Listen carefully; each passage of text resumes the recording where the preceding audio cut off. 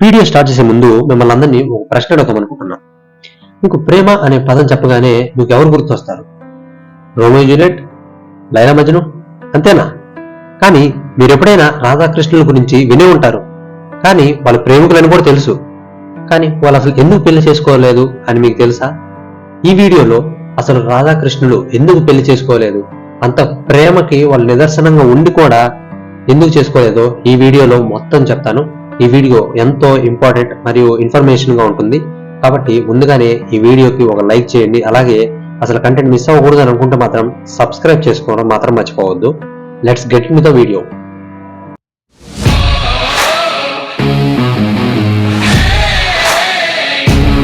బ్రహ్మ వైవర్త పురాణం ప్రకారం శ్రీకృష్ణుడు మరియు రాధ వారి పూర్వ జీవితంలో గోలక్లో నివసించేవారు. శ్రీకృష్ణుని తన భార్య వీర్యతో కలిసి తోటలో కూర్చొని ఉన్నారు. ఆ సమయాన రాధ అక్కడ లేదు. కానీ కొద్దిసేపటి తర్వాత వచ్చి వారిద్దరిని చూసి ఎంతో బాధపడింది. ఆమె కోపంతో శ్రీకృష్ణుడిపై దుర్భాషలాడటం మొదలుపెట్టింది. ఈ పరిణామం వీర్యకు అస్సలు నచ్చలేదు. అందుచేత ఆమె ఒక నదిలా మారిపోయి ఎప్పటికీ కృష్ణుని దరి చేరకూడదని అక్కడి నుండి దూరంగా వెళ్ళిపోయింది. ఆ పరిణామంతో శ్రీకృష్ణుడు చాలా నిరాశ చెందాడు.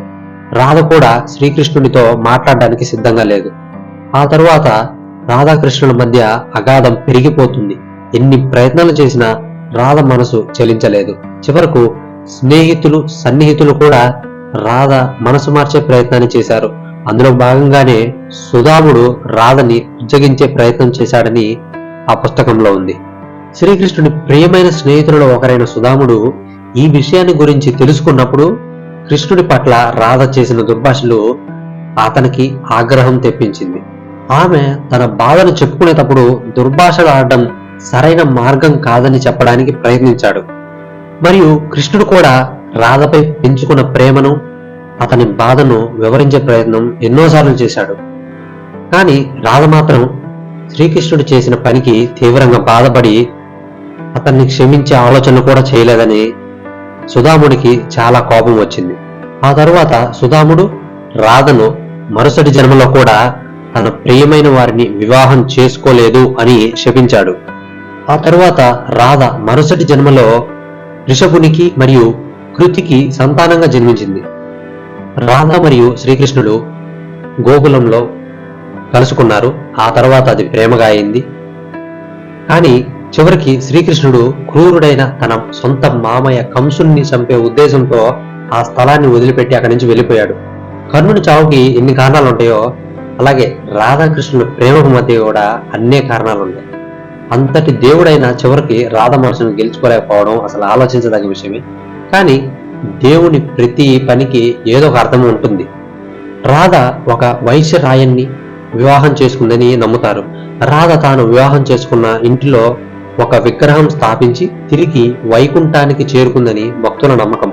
అంతేకాక ఆమె లక్ష్మీదేవి అవతారం చాలించిన తరువాత తిరిగి తన లోకానికి చేరుకుందని నమ్ముతారు. కానీ మరో కథ ప్రకారం లక్ష్మీదేవి అంశ అయిన రుక్మిణీదేవిగా చెప్తారు. ఆ తరువాత పెళ్లి చేసుకోవడానికి కృష్ణుని ప్రతిపాదనను తిరస్కరించినట్లు మరో నమ్మకం ఉంది.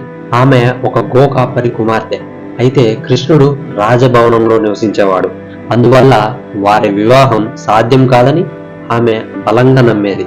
తద్వారా కృష్ణుడిపై ప్రేమను దాచిపెట్టుకొని కఠినంగా ప్రవర్తించి దూరం చేసుకుందని కొంతమంది చెప్తుంటారు. అలాగే రాధాకృష్ణులు ఒక ఆత్మతో కూడిన రెండు శరీరాలుగా ఉండేవారు. అంతేకాక రాధాకృష్ణుడికి తన ఆత్మ బంధువుగా ఉండేది. శ్రీకృష్ణుడు విష్ణువు యొక్క అవతారం మరియు అందరి దేవతల వెనక ఉన్న బలమైన శక్తి స్వరూపుడు. అటువంటి సందర్భంలో తన ఆత్మను తానే ఎలా వివాహం చేసుకోగలడు? రాధాకృష్ణులు ప్రేమకు స్వచ్ఛమైన రూపం మరియు వారి ప్రేమ హృదయాల్లో వికసించే ఒక పూల తోటలా ఉండేది. ఇప్పటికీ ఎప్పటికీ చెక్కు చెదరని ప్రేమ అంటే రాధాకృష్ణులే మొదట మనకి గుర్తుకొచ్చేది. జీవితంలో అన్నిటినీ పొందగలిగిన శ్రీకృష్ణుడు ఏదైనా కోల్పోయాడు అంటే అది రాధను మాత్రమే. రాధాకృష్ణుడు ప్రేమ భారతదేశంలోనే కాదు ప్రపంచ వ్యాప్తంగా వ్యాపించి ఉంది. ఇది స్వచ్ఛమైన నిస్వార్థమైన మరియు మరణం లేని ప్రేమకు ఉదాహరణ. శ్రీకృష్ణుడు విష్ణువు 8వ అవతారంగా ఉండగా రాధాదేవి లక్ష్మీ దేవత అవతారంగా చెప్పబడుతుంది. కృష్ణుడికి అనేక మంది భార్యలు ఉన్నా కానీ ఎప్పుడు రాధ దగ్గరే ఆయన మనసు. రక్షించడంలో భాగంగానే అతను చాలా మందిని వివాహం చేసుకున్నాడు. రాధ మరియు కృష్ణ అనే పదాలలో ఏ ఒక్కటి లేకపోయినా అసంపూర్ణంగానే ఉంటాయి. వారి దైవ ప్రేమ అసమానమైనది మరియు వారి ప్రేమ ఈ భూమి ఉన్నంతకాలం నిలిచి ఉంటుందనడంలో అసలు ఆశ్చర్యమే లేదు. ఏది ఏమైనా రాధాకృష్ణులు ఒకరినొకరు పెళ్లి చేసుకోకపోవడం మాత్రం భక్తులకు బాధించే విషయమే. That's all for today guys. ఈ వీడియో మీకు నచ్చినట్టయితే లైక్ చేయండి. Thank you for watching.